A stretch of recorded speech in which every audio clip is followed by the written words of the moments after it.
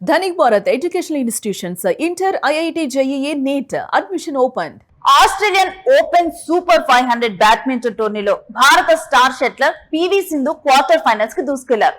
ఈ మ్యాచ్ లో పివి సింధు భర్తకు అంపైర్ 2 సార్లు వార్నింగ్ ఇచ్చారు. అసలు ఏం జరిగింది, ఎందుకు వార్నింగ్ ఇవ్వాల్సి వచ్చింది? గురువారం జరిగినటువంటి ఈ మహిళల సింగిల్స్ రెండో రౌండ్ లో సింధు 22-20, 21-12 ఈ డిఫరెన్స్ తో స్వదేశానికి చెందినటువంటి ఇషారాణి బారువాపై విజయం సాధించింది. అయితే 42 నిమిషాల పాటు సాగినటువంటి ఈ మ్యాచ్ లో సింధు భర్త వెంకట దత్తసాయి అనూహ్యంగా కోచ్ అవతారం ఎత్తి అందరి దృష్టిని ఇక్కడ ఆకర్షించారు. మ్యాచ్ సమయంలో సింధు కొద్దిగా అసౌకర్యానికి గురి కావడంతో మానసిక స్థైర్యం కోసం తన బాక్స్ లోకి రావాలని భర్త దత్తసాయిని కోరింది. ప్రత్యర్థి కూడా భారత క్రీడాకారిణి కావడంతో మ్యాచ్ నిష్పక్షపాతంగా ఉండాలనే ఉద్దేశంతో సింధు తన అధికారిక కోచ్ ను పిలవలేదు. వృత్తిరీత్యా స్పోర్ట్స్ డేటా సైంటిస్ట్ అయిన దత్తసాయి కేవలం నైతిక మద్దతు కోసమే వచ్చి ఆ తర్వాత మ్యాచ్ ను చక్కగా విశ్లేషించారు.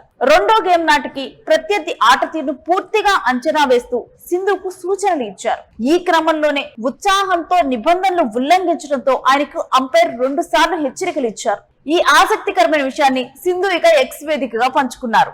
భర్త స్పోర్ట్స్ ఫానాటిక్ అయితే ఇలానే ఉంటుంది, కేవలం ఎమోషనల్ సపోర్ట్ కోసం వచ్చి అంపైర్ చేత 2 వార్నింగ్లు తిని ఎలాగోలా కార్డు పడకుండా తప్పించుకున్నారు. కానీ రెండో గేమ్ కల్లా ఇషారాణి ఆటను పాయింట్ టు పాయింట్ అంచనా వేశారు అంటూ సరదాగా రాసుకొచ్చింది పివి సింధు. ఈ విజయంతో సింధు ఈ ఏడాది 5వ క్వార్టర్ ఫైనల్స్ కి చేరినట్లయింది. ఇక తదుపరి మ్యాచ్ లో ఆమె చైనీస్ తైపీకి చెందిన చెన్ సూ యుతో తలపడనుంది.